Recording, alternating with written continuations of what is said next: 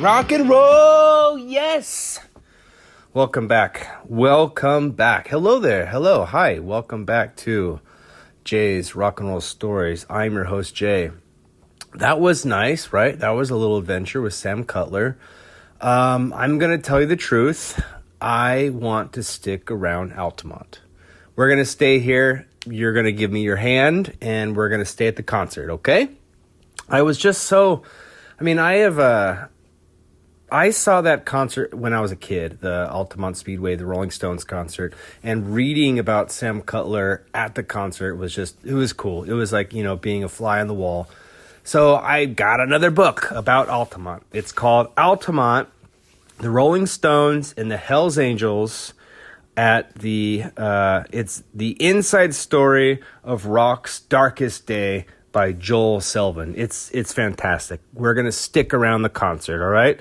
You're going to take my hand. We're going to go for it. We're going to walk around. We're going to mingle with the others, and we're going to avoid the Hells Angels beating the shit out of us with pool cues, all right? So the first thing we need to know, that I saved this. I didn't want to spoil it in the Sam Cutler episode. All right, Sam Cutler's idea was to have the Hells Angels for security, correct? Yes. What were they paid? What were the Hells Angels paid to do the security at the free Rolling Stones concert? They were paid by Sam Cutler $500 worth of beer. So that sounds like a lot of beer, doesn't it?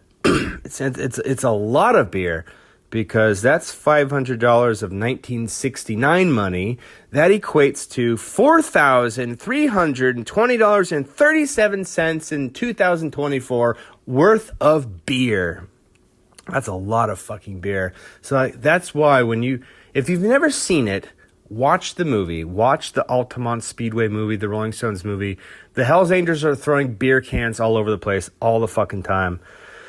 So, a biker gang famous for violence and methamphetamine getting drunk on $4,320.37 worth of beer. Holy fuck. All right, so the concert is going to be Saturday. Friday, they're setting up. There's a hot air balloon. There's a hot air balloon way up in the sky. So the people that are 10 miles away in the traffic can find it, get out of their car, and walk to the concert. And that's what was happening. By 10 a.m., the California Highway Patrol reported that there is a 10-mile backup. People are just getting out of their cars and walking. They're like, fuck it. They're leaving their car. The cops are calling tow trucks, take the cars away. There's a guy named Doug McKenchie, and he brings along all of his Moog synthesizer stuff to put on a little pre-concert performance. It's not, whoever is there, people are there, people there from the previous night. There's not a lot of people. And, he sets up his Moog synthesizers. He's doing all this kind of thing. And, it's still a relatively new form of musical technology. The last thing that anyone has ever heard with a Moog synthesizer was the 1968 album Switched on Bach, Walter Carlos. It's these very rudimentary synthesizer stuff doing Bach pieces. I had this album quite a few times. Any record store in the 1990s, you would find that album for 50 cents or whatever. And you'll put it on, you'll listen to it, and you'll take it off, and you'll never listen to it ever again. Promise. But anyway, the bear, as we heard out before, the bear, Alcee Stanley, is doing the sound. And once that guy, starts fucking with his Moog synthesizers, the sound goes in the red, and Bear unplugs it. He's like, nope, you're not fucking this shit up. So he unplugs everything, show's over, and the guy packs up his Moog and, kicks rocks. Anyway, so a cameraman working for the Maisleys brothers, who is going to be filming this concert for a film that it turns out to be the Altamont Speedway film. Her name is Joan Churchill. She shows up with her camera, and there's people milling around with jugs of orange juice and offering her. She takes a sip. And after a while, she feels like that's that's acid. I was dosed, and that's not good acid. Like, a lot of these people know they're acid. It's like the same way of someone, knowing what's a lager or knowing what's a heavy beer or something. So they're like, there's something bad in this. So she's having a trip out. She's not having a good time.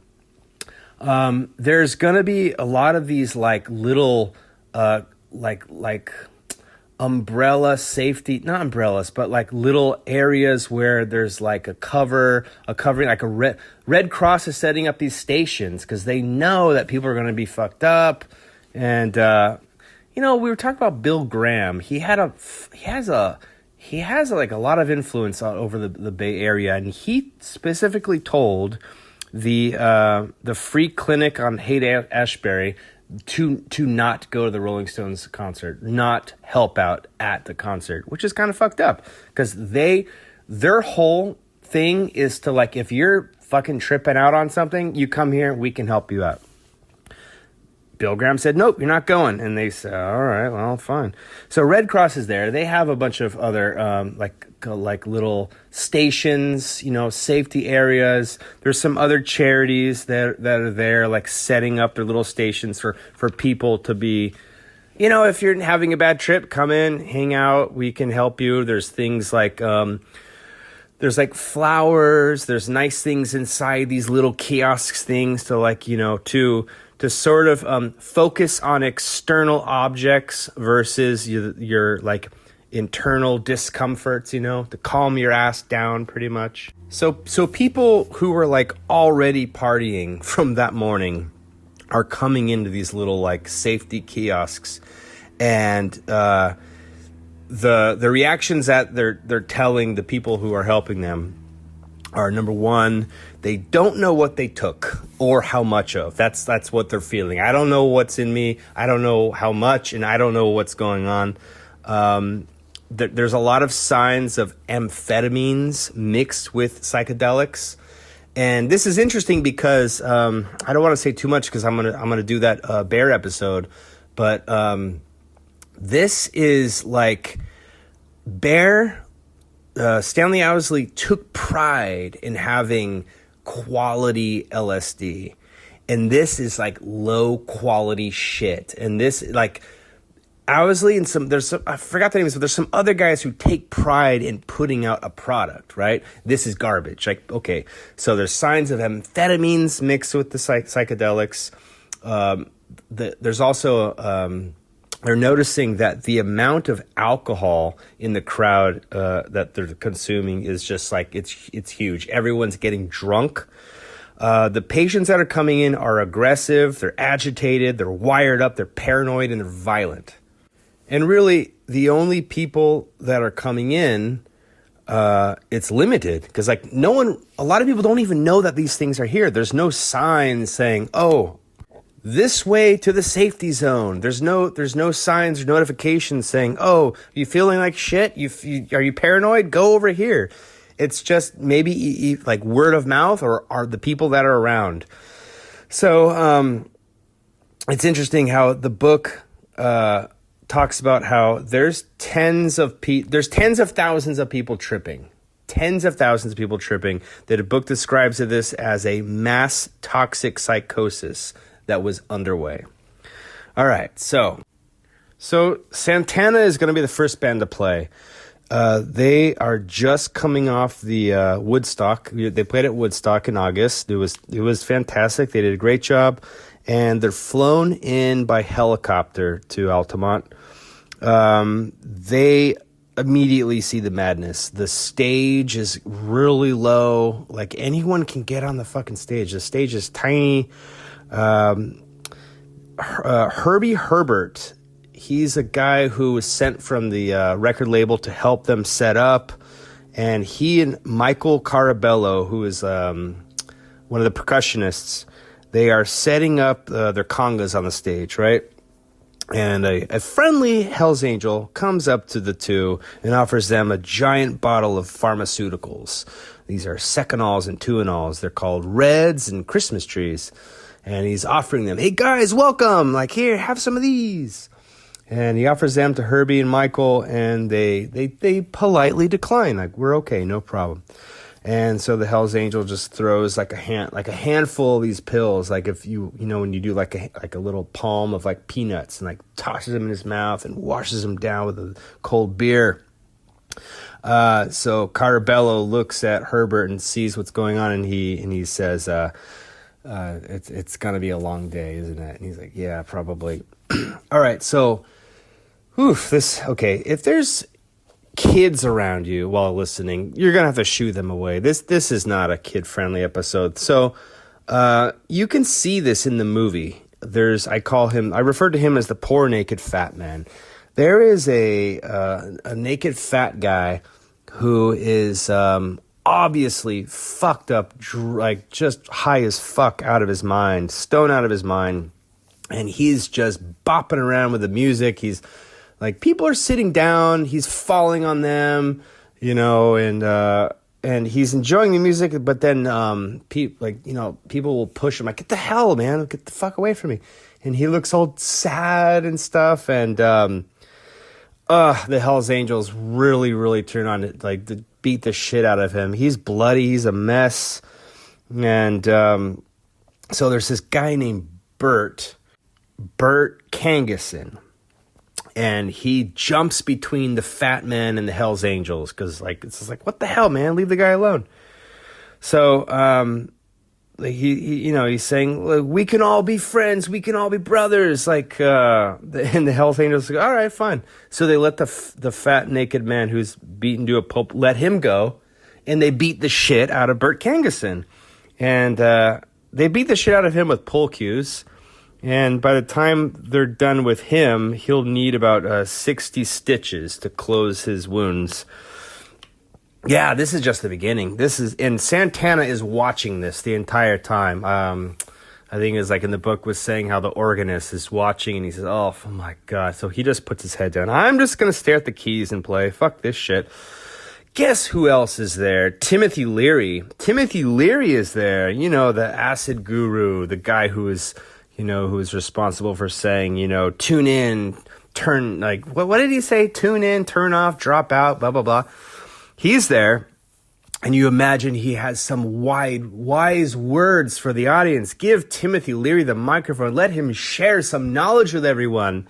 No, not really. He sees what the fuck's going on, and he goes backstage, and he was heard saying, these fucking people are crazy. Like, they're way fucking out of control. Even Timothy Leary can't party, man. What the hell's going on here? So while Santana is playing, well, nervously, and, like, this is freaking awful, the Hells Angels are on the stage with them, and they're kind of jumping off the stage through the band members at audience members. Like, as soon as the music starts, they start beating people up. So they jump into the audience, beat people up. When audience members try to run away, it's like running away from a dog, right? It gives chase, they're going to get you and they're going to beat the crap out of you.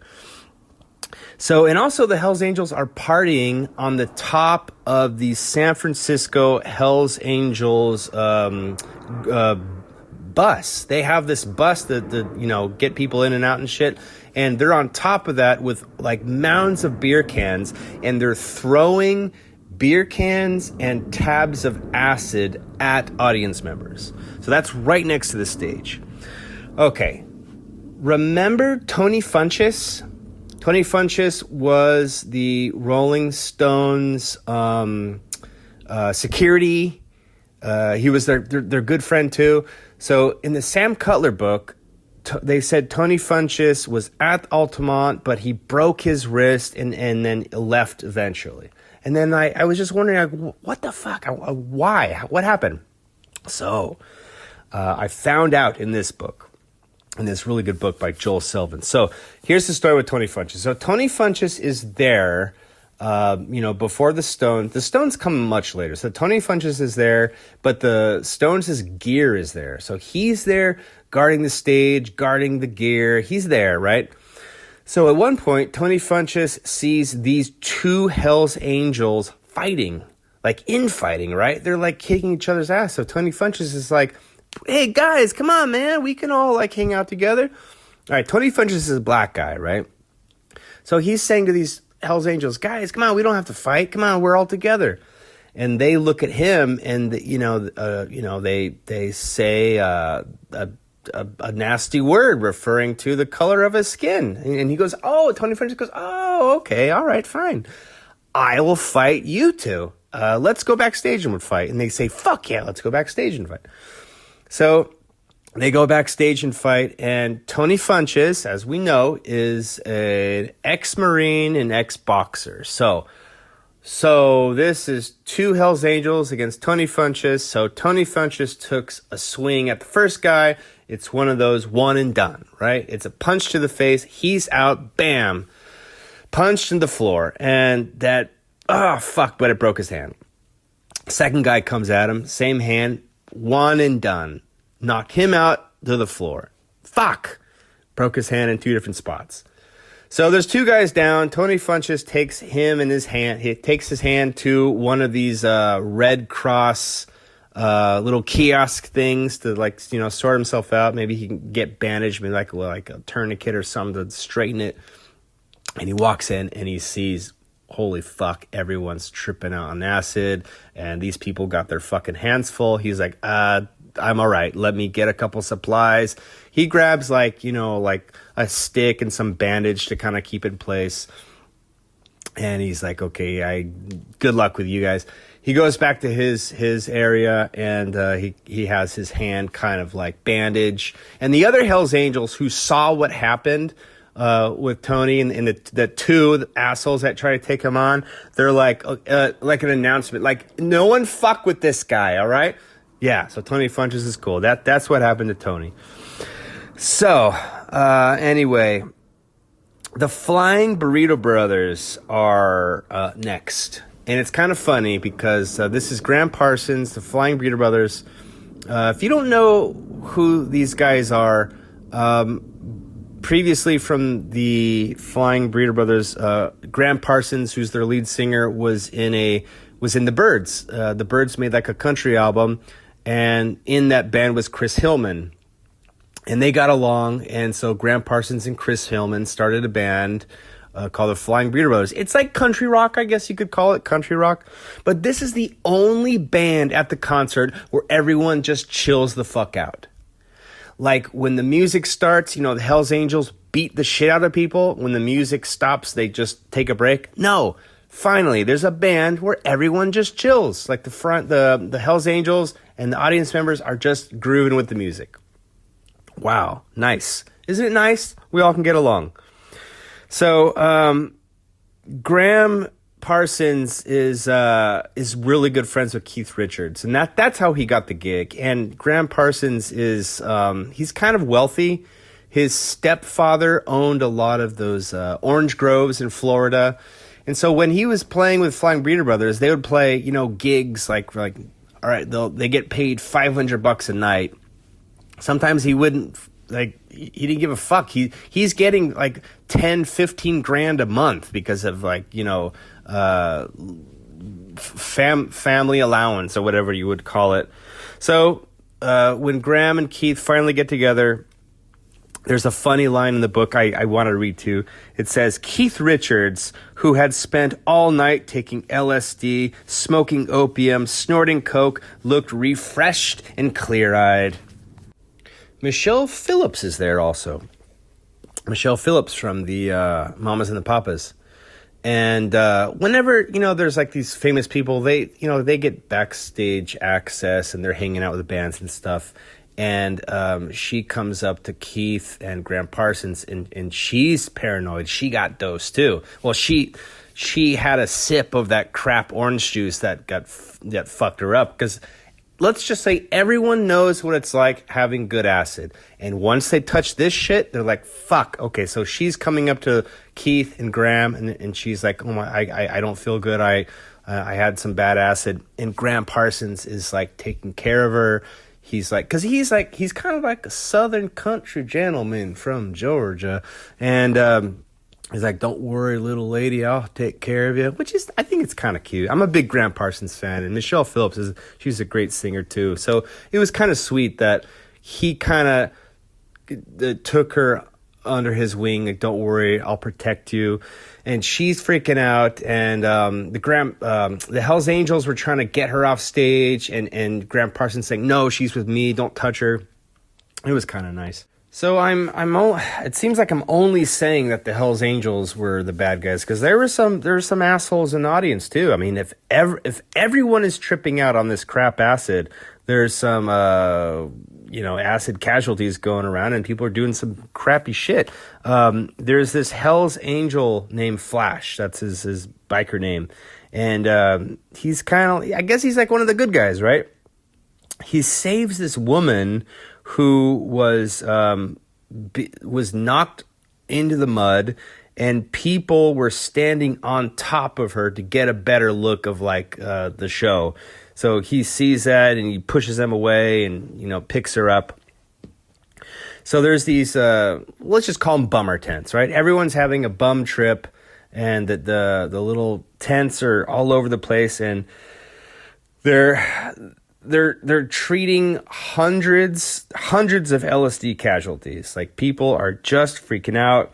There was a case of this guy who was on the ground grunting and eating dirt, and they couldn't do anything to help him. Like, I mean, a lot of times they can at least communicate with a person. Like you can hear them, translating or communicating that they're having a horrible time. This guy's just grunting and eating dirt, and they helped him. They gave him a shot of this stuff called Mellaril. It's a powerful antipsychotic drug, and about half hour later, he came back to normal, and he thanked the doctors. And this is just a regular dude. He was a school teacher from the East Bay. Like, this is what's happening in the entire audience. And also the Hells Angels are keeping sort of like this area, like this cordoned off area of like their little casualties. Like, if they captured you, like if they beat the crap out of you, they'll capture you, like, and put you in this little jail. And there's this one woman who was the hugging woman. So she's naked, she runs up to you, she gives you a big hug, and maybe your natural reaction is to push away, right? I mean, you don't know who this person is. No, get away. And then she freaks out. She's there. She was beaten up, and the fat guy, the naked fat man, was there, and he had all of his teeth removed from Pulkeys. So he's there. Everyone's bloody, just freaking out.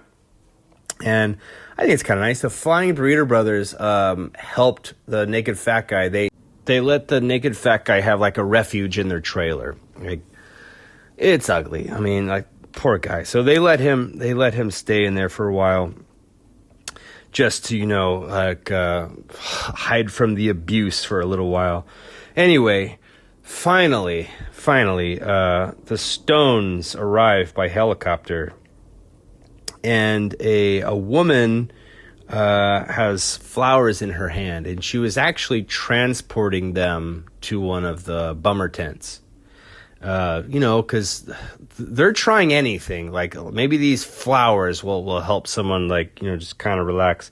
So when Mick's walking and with his security team or whatever, he sees the woman with the flowers, and he stops, and he's like, well, are you going to give them to me or not? And then, she gives them to him, and she runs away because that wasn't what was intended. Anyway, so now Mick has the flowers, and he continues walking. And this young guy runs up to Mick Jagger and says, "Fuck you, Mick Jagger, I hate you." And he socks Mick Jagger right in the face and runs off. Mick Jagger falls. His security team run after the guy. They tackle him.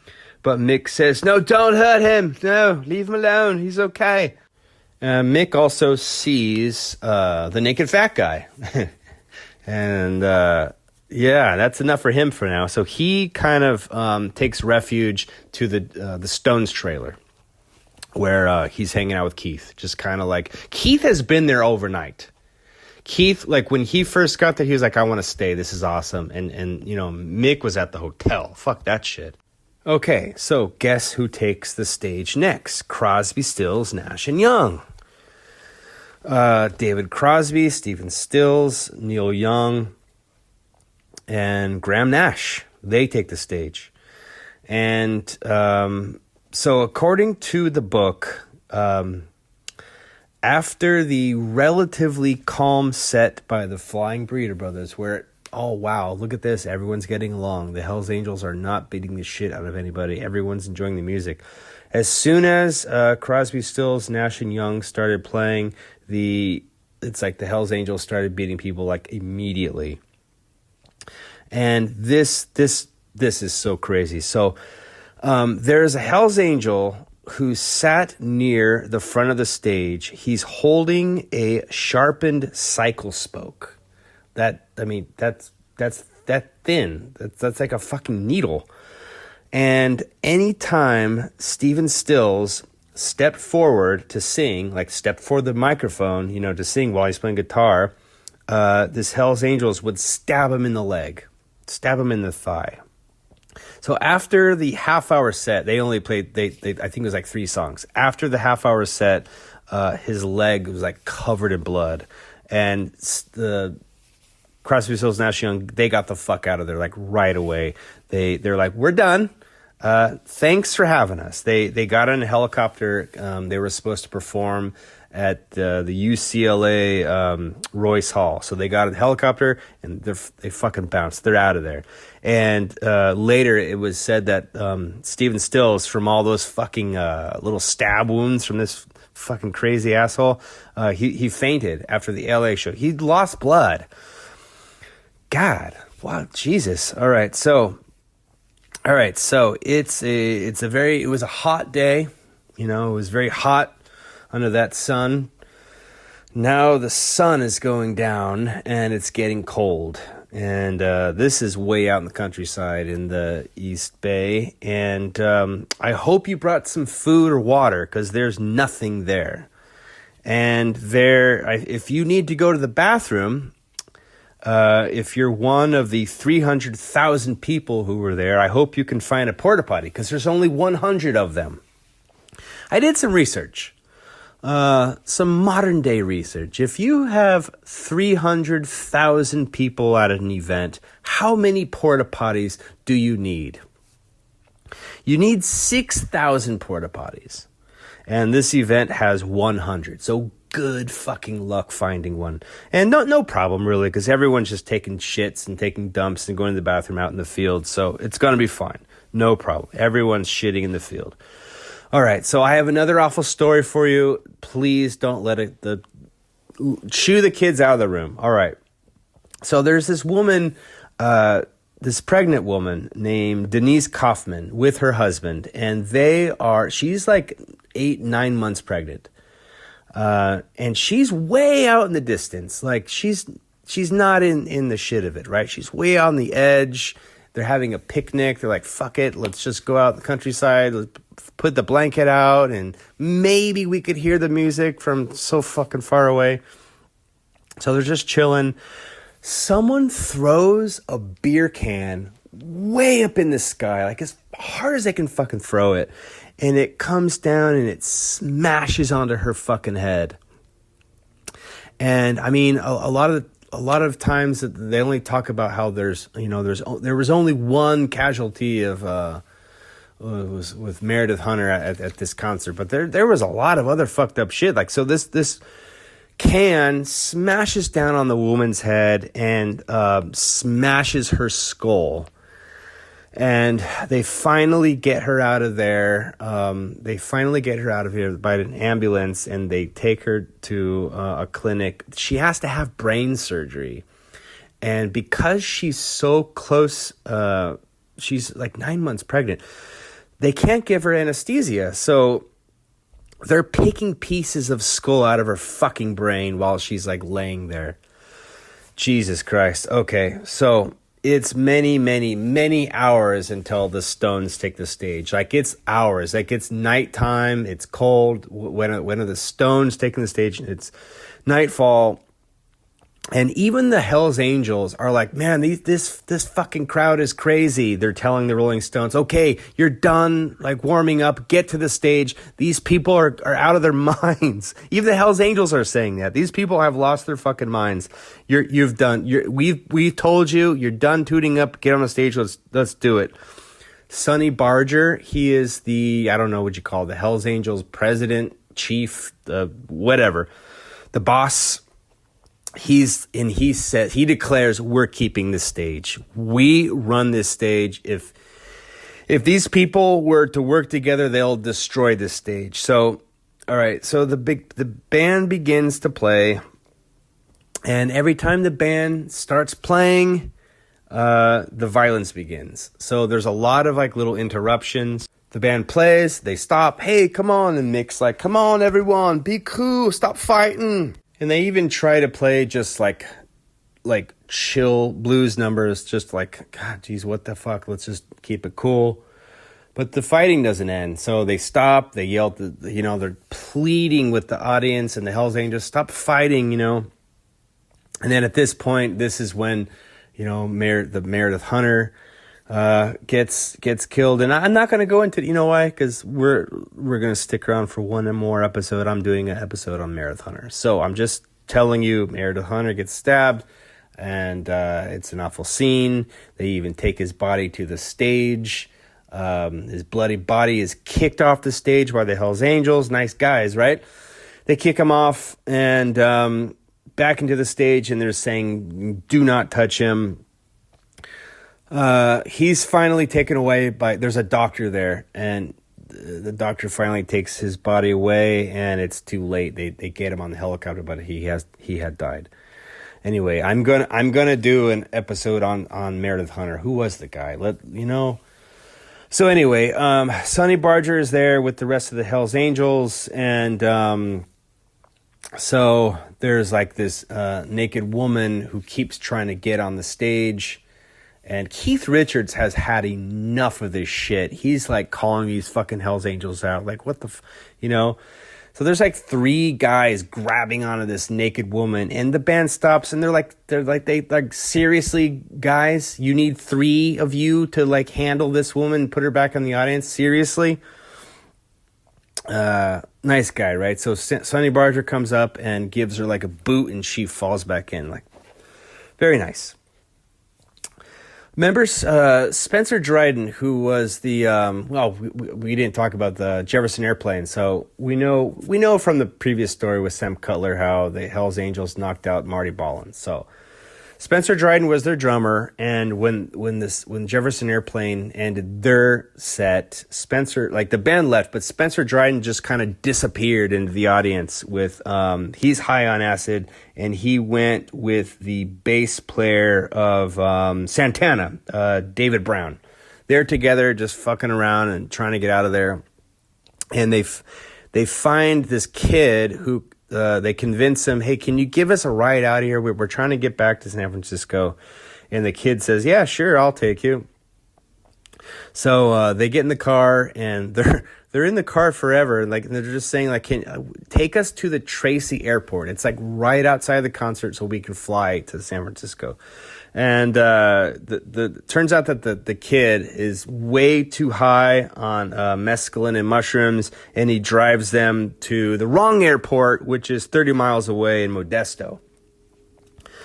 Anyway, so the Stones get out of there. I told you before, the Sam Cutler episode, they got on their helicopter and left. So, but there's tons of people trying to get out of there, and they're going every which way. It's madness. The Hells Angels stick around. They have bonfires, and they have big bonfires, big fire going around, and so people are hanging around, walking around. If you're like some lone hippie walking up to a Hells Angels bonfire, they'll just beat the shit out of you and just continue with their bonfire. So everyone's getting beaten up. So there was also the first casualty. It wasn't Meredith Hunter. It was this kid who drowned in the canal. Like outside, there's the California Canal, where some kid took off his clothes to take a dip, and he went in, and he never came out. They found his body like in the next, like in one of those filter things that filters the water. So sad. Just like some teenage kid who hitchhiked there. So, another casualty. Oh, this one's awful. So, the concert's over. Everyone's just trying to get out of there. You can't get out. You're in your car. You're trying to drive, whatever. So there's this guy named Jim McDonald. He's 19 years old. He was able to get there just by hitchhiking. He's just a surfer boy from Santa Cruz. He was able to get there, and then he's just gonna hitchhike home. He's trying to get the hell out of there, get to San Francisco, then he can get his way back to Santa Cruz. So anyway, so he starts walking out of the concert. Everyone's going in one direction. He's following the herd, and there's a car that's kind of pulling into the road, and he kind of thumbs it, and they're like, "Yeah, come on in." And it's just like a young girl, some other kids. The kids are same age, and they're like, "Fuck it, let's do it."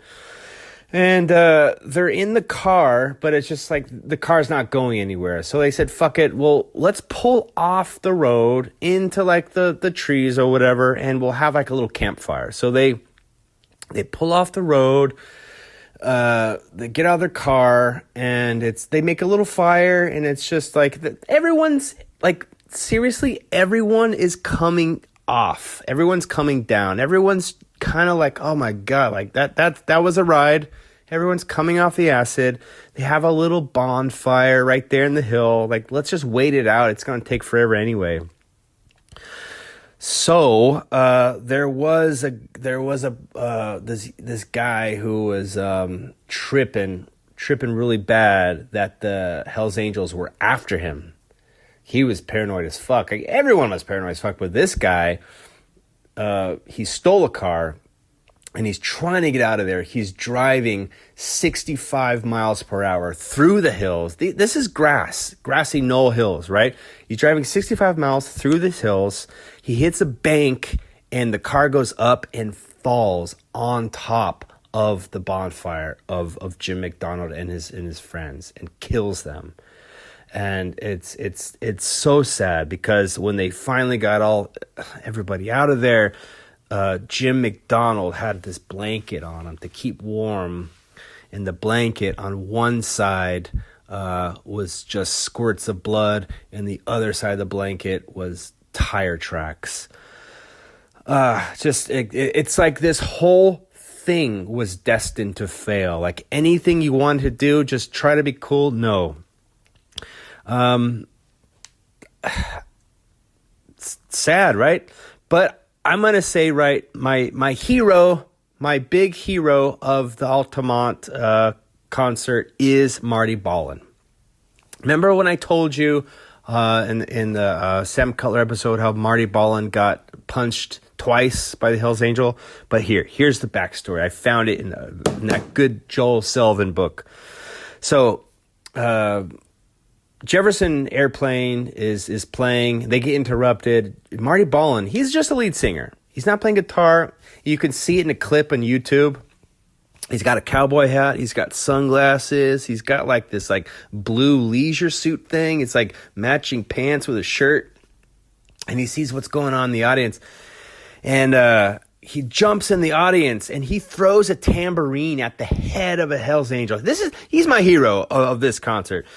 Like everyone else, like, come on, Steven Stills, you're gonna let the guy fucking stab you in the leg with a sharpened like a fucking bicycle? What's it called? A cycle spoke. Steven Stills, let the guy. Okay, anyway. You know what? Marty Ballin doesn't take any of this shit, right? He jumps in the fucking audience with his sunglasses on, with his cowboy hat, and he throws a fucking tambourine at the head of Hell's Angel named Animal. And you can see it in the movie. Animal, he's the guy with the raccoon hat. It's not a hat. It's a raccoon on his fucking head, all right? So he throws a tambourine at the guy's head, and Animal turns around and punches him and knocks him out. And then they pull him back on stage, and then Paul Cantor, the other lead singer of the band, takes the microphone and says that he kind of, well, you know, he's Paul Cantor's cool too. He was like, I just want to let everyone know that the Hells Angels just knocked out our lead singer. Thanks a lot, Hells Angels, like that kind of thing. And then Hells Angels takes another microphone on the other side of the stage, is like, "Who are you talking to us? Are you talking to us?"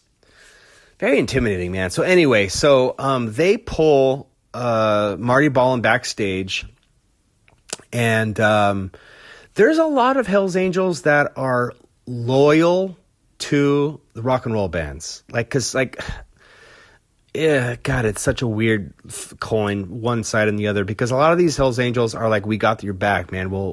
They deal drugs and they hang out and they party and stuff. So this guy, Animal, is almost like crying, is almost on tears, and he comes and finds Marty Ballin, and he was like, Marty, I'm so sorry, like, but listen, you just can't say fuck you to a Hells Angel, because I guess Marty Ballin, when he jumped in with his tambourine, he said, fuck you, and he threw the tambourine, hit him in the head, right? So Animal says to Marty Ballin, he's like, you can't do it. You can't say fuck you to a Hells Angel. And Marty Ballin like looks at him, he goes, what? I can't say fuck you? You know what? Well, fuck you! And then, Animal hits him again. So that's the second knockout. But anyway, hero of Altamont Speedway, Marty Ballin, right? But you can't win.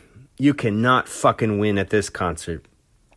That's all I got. That's it. That's enough, right? That is absolutely enough. But I'm sorry, I'm gonna do a Meredith Hunter episode just because it's not fair. We should know who this guy is, right? He has a story too. But anyway, that's enough for now. Wow, right? Let's give me your hand. Let's get out of this place. There's a car right over there. We're gonna get in that car. We're gonna take a nice little road out of here to some safety. Thank you for sticking around. Please send an email to the email at jaysrockandrollstories@proton.me. Something like that. jaysrockandrollstories@proton.me. And I will respond. Thank you. That was awesome. Thanks for coming back. And I will see you next time. Rock and roll, babies. See you later. Bye.